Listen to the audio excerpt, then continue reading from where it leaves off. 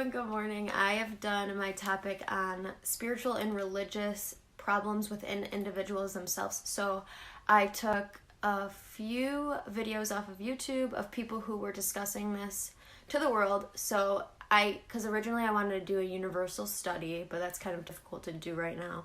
And so this was the next best thing. Everybody pretty much just post their opinions online now, so that was helpful for my study. So I hope you guys enjoy everybody's different perspectives and problems within themselves, and we can learn a lot from watching these videos.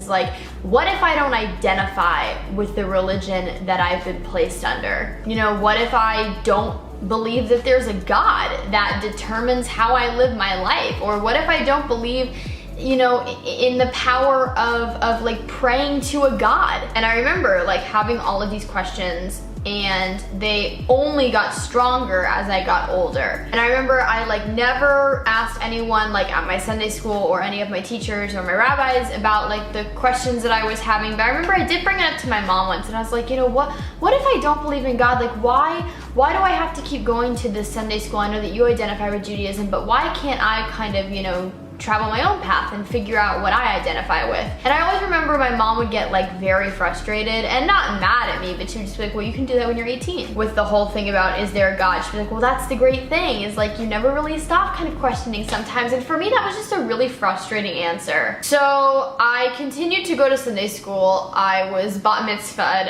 and I was really hoping that after that, you know, I did that to like please my mom and my parents, but I was really hoping that after that I would finally be able to make my own decisions as to whether or not I wanted to continue my Sunday school education. And unfortunately, I wasn't able to make that decision for myself.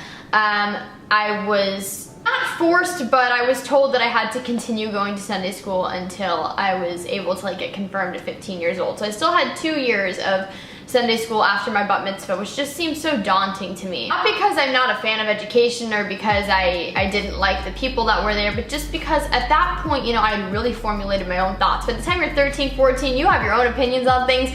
You are really just becoming your own authentic self, and my questioning religion only became stronger. Being non-binary and also being like pan is another one that the church seems to like struggle with for some reason, because it's like it is fluid, it is in that gray area, and I feel like the church, like people who are in the church like things to be so like clean cut and defined. So like something like being pan is so hard for people to understand. There's this idea that being bi or being pan or being even like asexual is like a choice. Certain shows now, I'm like, this doesn't really align with how I view life, and so it is kind of difficult to find entertainment that is quality but also feeds my soul.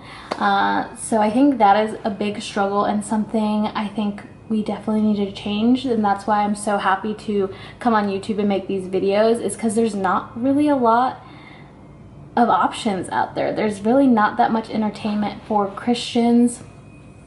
I've been getting into a lot more Christian music lately, which has been awesome, but as far as like shows and that kind of thing that are genuinely good, let's just be honest, like that are actually entertaining, it is hard to find, and it is really easy to just fall back into worldly things because it's really normal.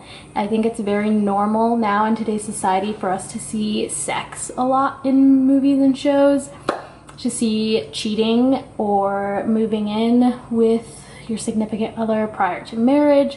All of this stuff has become such a normal thing in the world. It's almost viewed as weird not to do it now. So I don't know, that's just a big struggle that I've noticed. Is I obviously want to be filling my brain with positive things that are going to bring me closer to God. And I first of all wrote down that I'm not fully at peace with my mistakes, and then I just wrote down a list of names, and it's weird how most of my regrets in life have to do with people, have to do with maybe I should have said something different, or I should have done something different, or, you know, if I could go back in time, I would do this differently with them. You know, it always has to do with people.